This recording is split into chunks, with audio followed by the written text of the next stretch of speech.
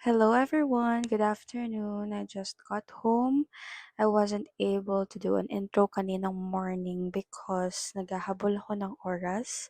8 to 5 siya, so medyo draining kasi buong araw kang nasa class lang and you'll only get a break to eat.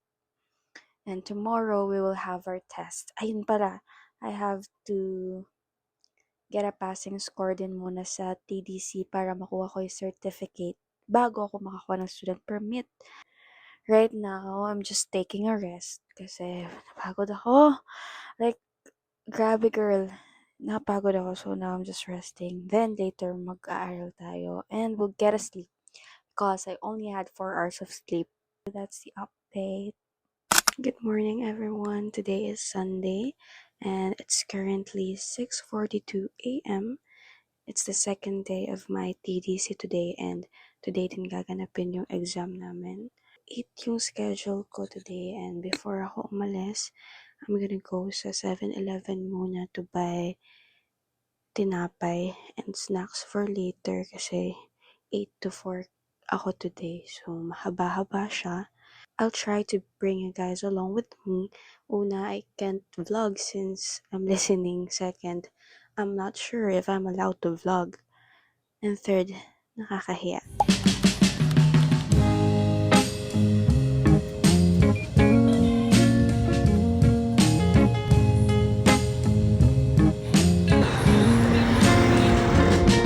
If ever I was given a second shot at your love, will I take it?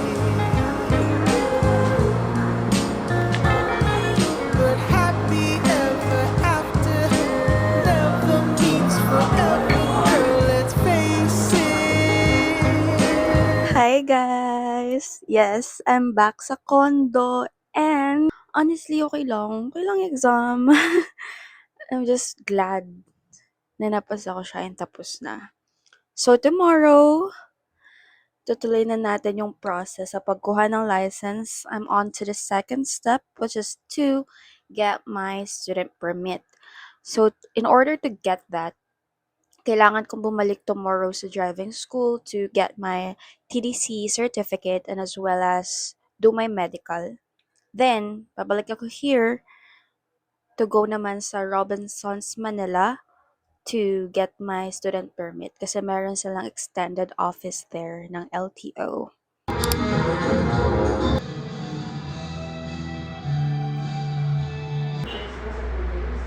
Or dun po sa may medical, sinasabi nyo, pwede nyo kami i-refer. Saan po siya banda?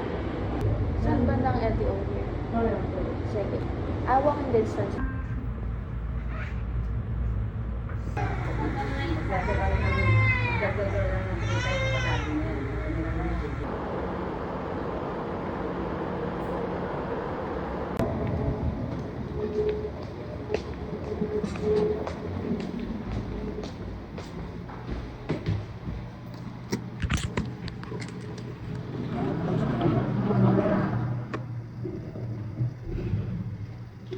I'm so tired. At ang init, grabe.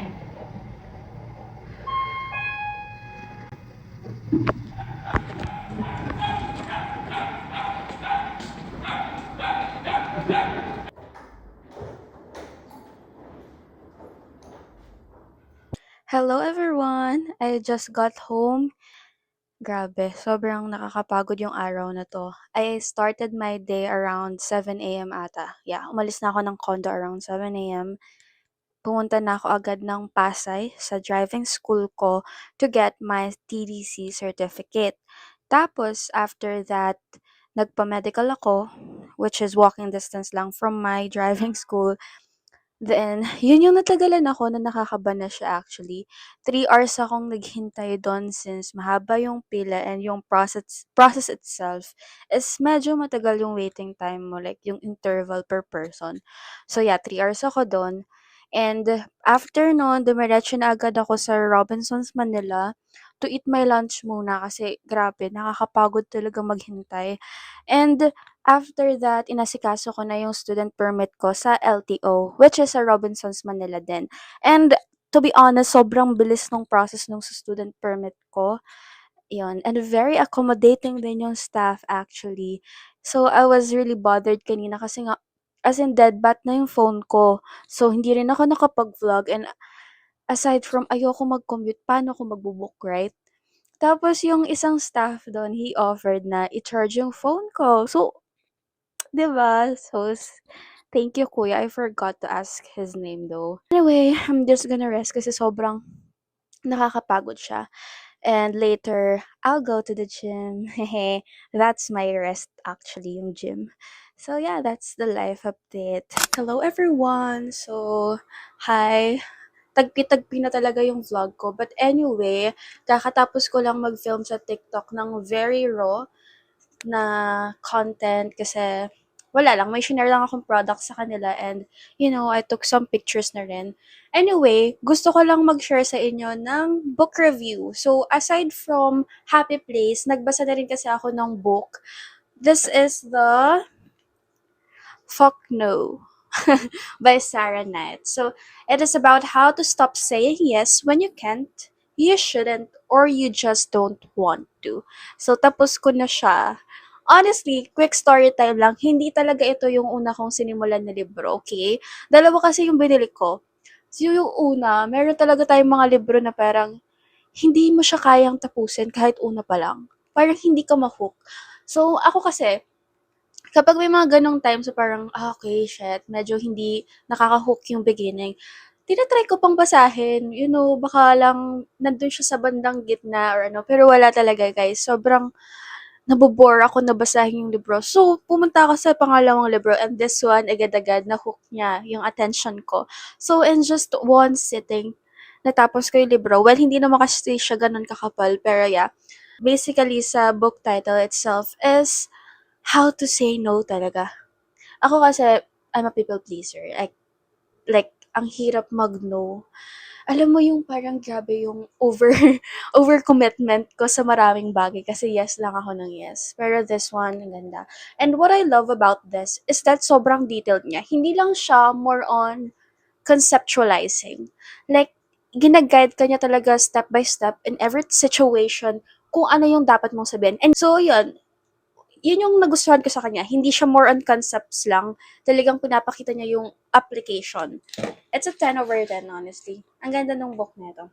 So, eto, nabili ko to sa Big Bad Wolf sa may V-Mall.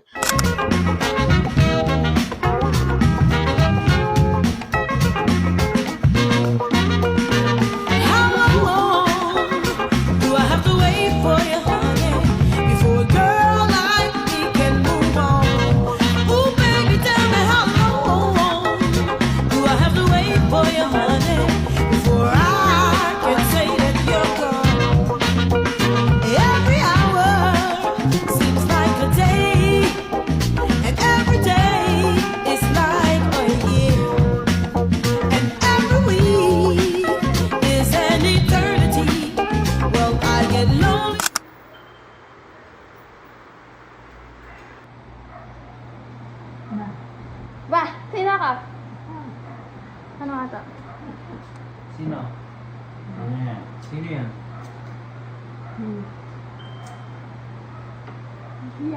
Hindi na ako kilala. Si?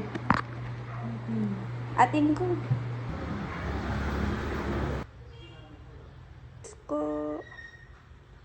Hello everyone! And yes, nandito ako ngayon sa Turlock.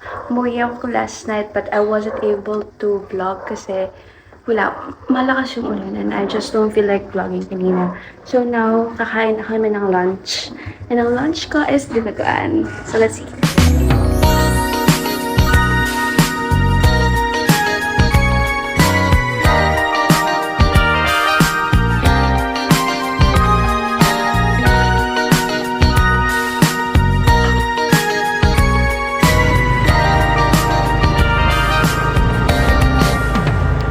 오랜만에 이 동네를 찾았어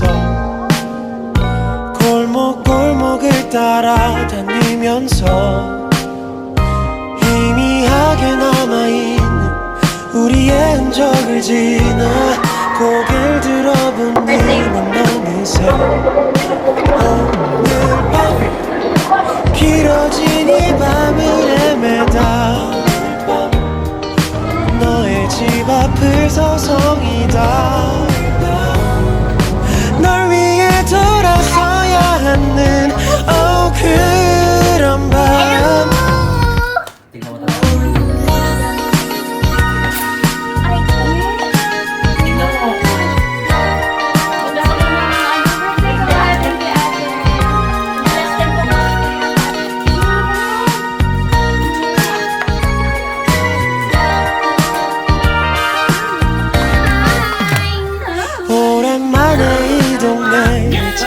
있어 골목골목을 따라다니면서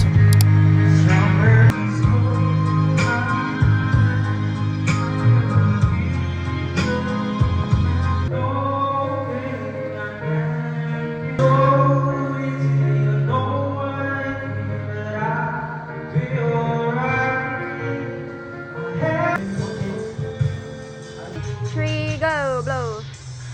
Okay.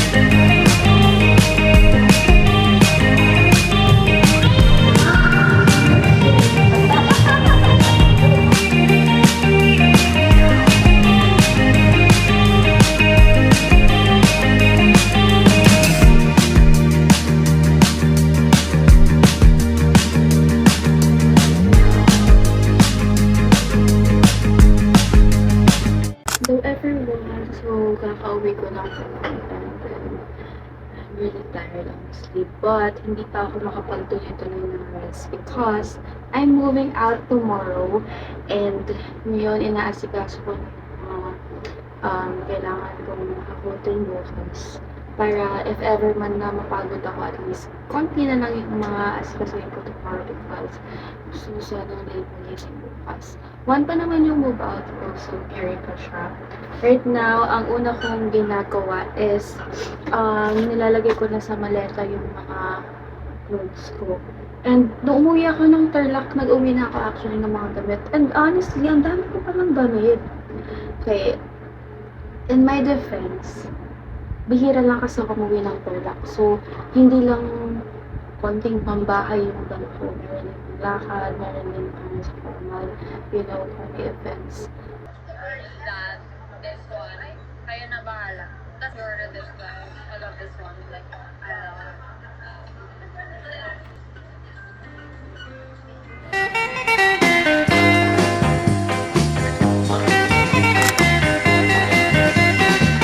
Hey, hey, hey, lover, you don't have to be a star. Hey, hey, hey, lover, I love you just the way you are. For love is just the same in a fortune of fame. Just give me true love and understanding. True love and understanding. Hey, hey, hey, lover, you don't have to be a king.